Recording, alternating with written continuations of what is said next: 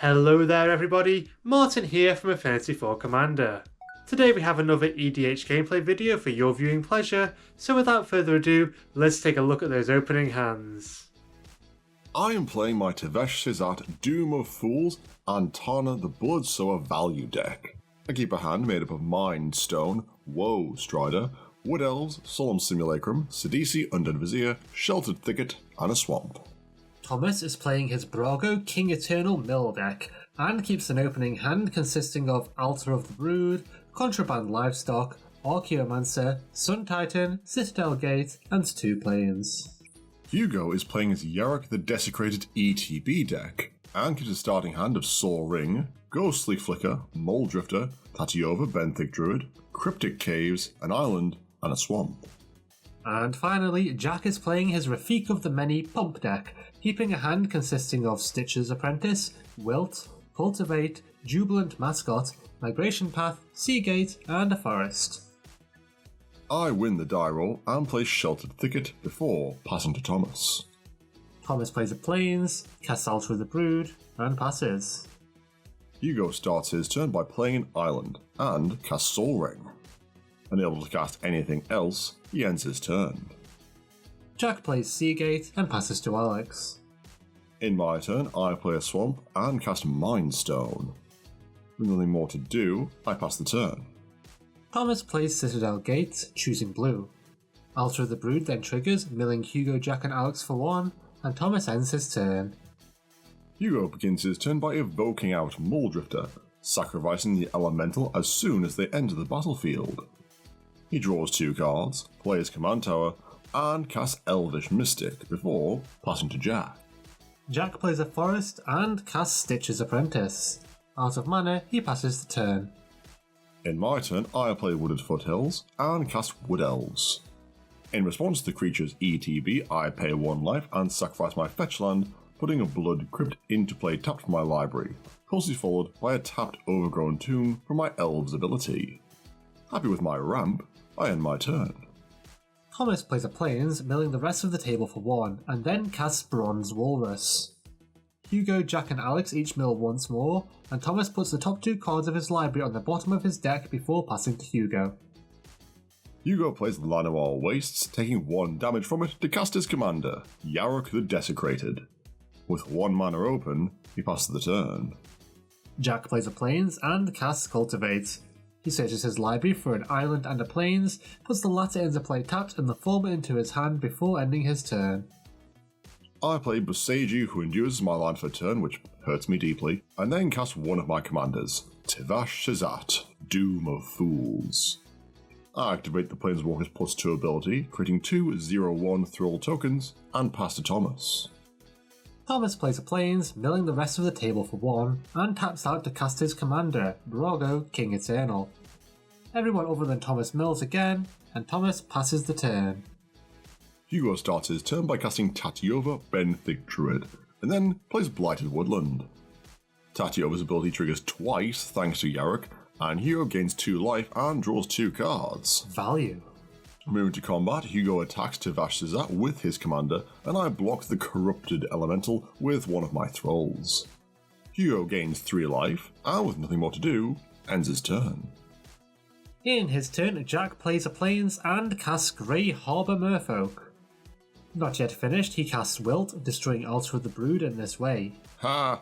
Happy with his turn, Jack passes to Alex. I play a Forest, which I use to help cast Solemn Simulacrum. I use the Sad Robot's ETB to put a Swamp onto the battlefield from my library, and activate my Planeswalker's +1 ability. I sacrifice the Solemn Simulacrum to Szat, drawing a card from the Golem's ability, and 2 cards from the Walkers. Nice. Still not finished, I tap my remaining lands to cast Plague Crafter, sacrificing my remaining Thrall to the Shaman's ability. Thomas sacrifices his Walrus, Hugo sacrifices his Mystic, Jack sacrifices his Apprentice, and I pass the turn. Thomas casts a Solemn Simulacrum of his own, searching his library for an Island and putting it into play tapped. Moving to combat, he attacks Alex with Brago, and unable to block the flyer, Alex takes 2.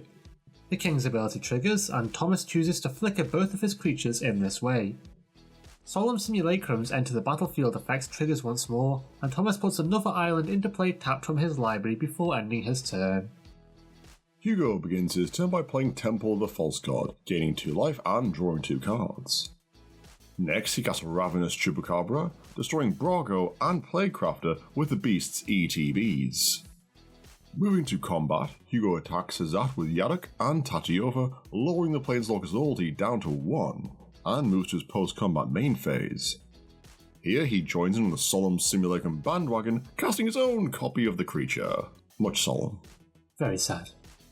Hugo searches his library for a forest and a swamp, puts them both into play tapped, and resolves 4 Tatiova triggers. He gains 4 life, draws 4 cards, discards down to 7, and passes to Jack. Jack plays Bork Channel Pathway and casts his commander, Rafiq of the Many.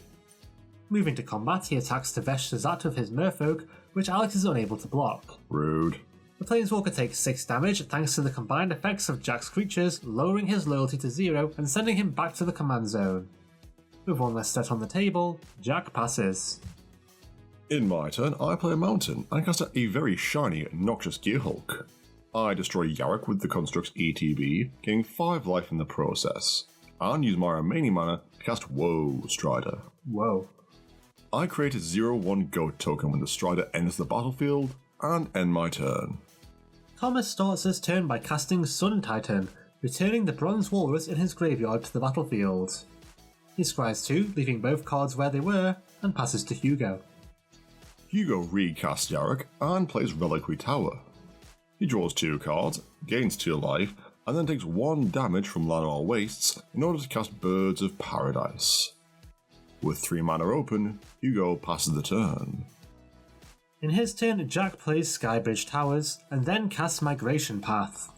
He searches his library for an island and a plains, puts both lands into play tapped, and moves to combat. Here Jack attacks Hugo with his unblockable Merfolk, dealing him 6 damage, and ends his turn. I begin my turn by moving straight to combat, attacking Hugo with my Noxious Gearhulk. He declares no blocks, taking 5 damage, and I move to my second main phase. Here I sacrifice my Gearhulk to Woe Strider, scrying the top card of my library to the bottom. I then cast Whip of Erebos and immediately activate it to return my recently sacrificed Gearhulk to the battlefield. I once again target Yarok with the Construct's ETB, and Hugo responds this by casting Ghostly Flicker. He blinks his commander and Solemn Simulacrum, putting a forest and a snow-covered island into play from his library when a sad robot re-enters the battlefield. This triggers Tatiova's ability, drawing Hugo 4 cards and gaining him 4 life, and Noxious Gearhulk's ability fizzles without a legal target. Deeply saddened by this turn of events, Would you say you're solemn? I sacrifice my resurrected construct to Woe Strider, putting it into exile and scrying 1.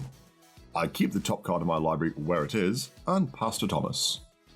Thomas moves straight to combat, attacking Jack with his Sun Titan.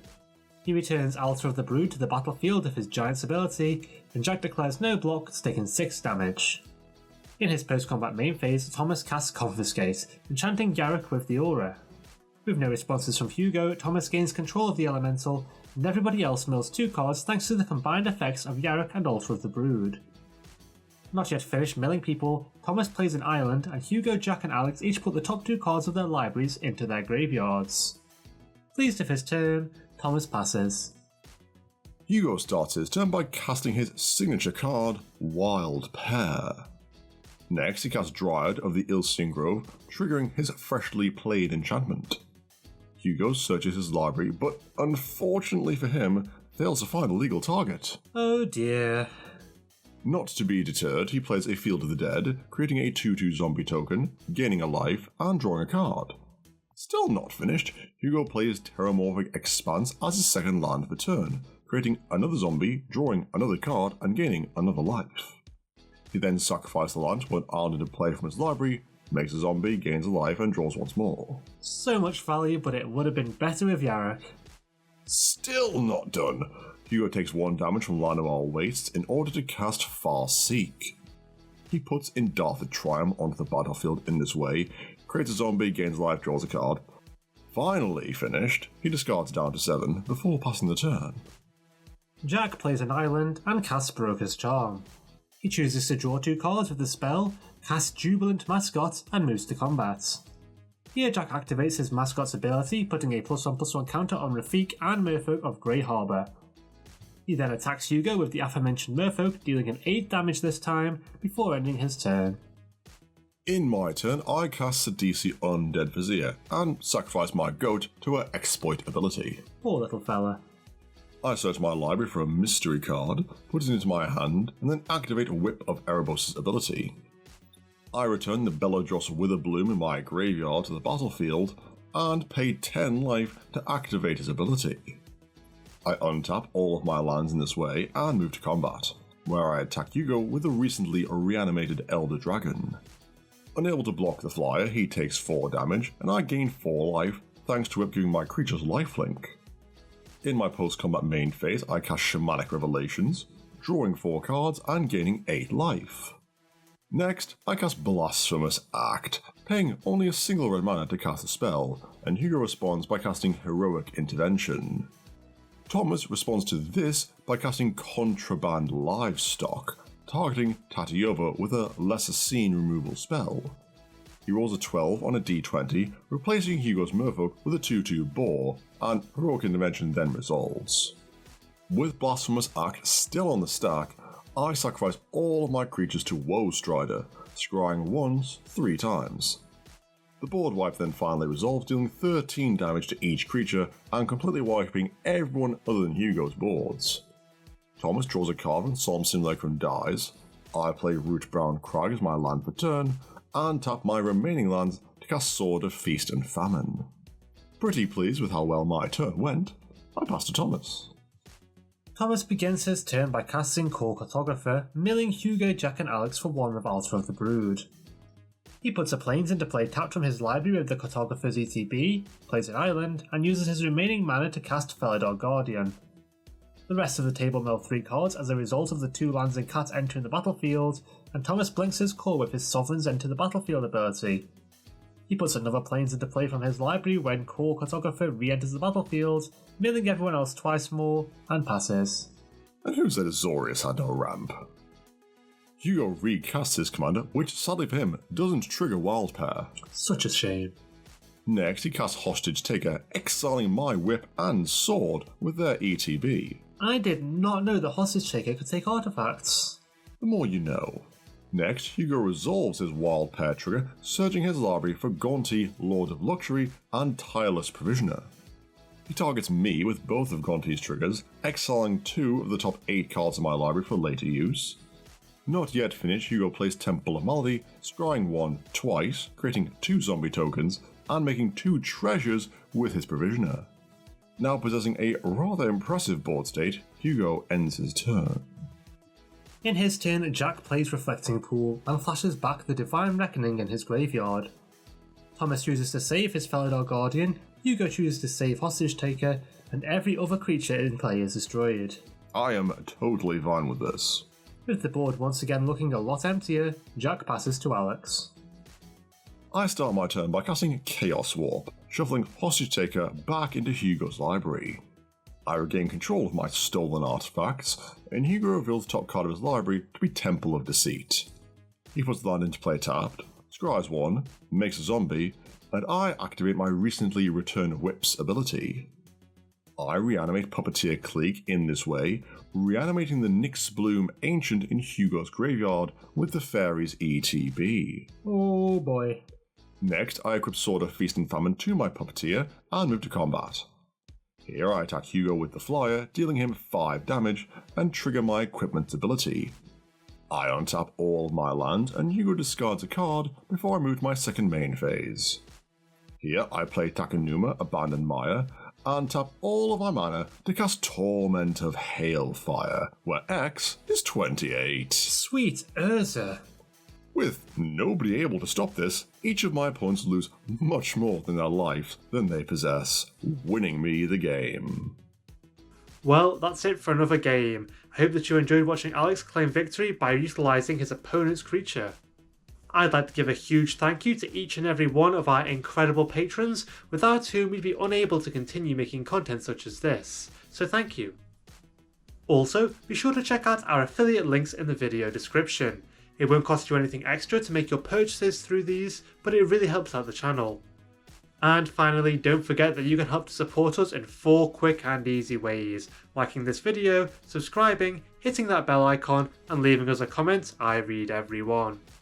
That's it for now though, we'll see you next time. Stay awesome!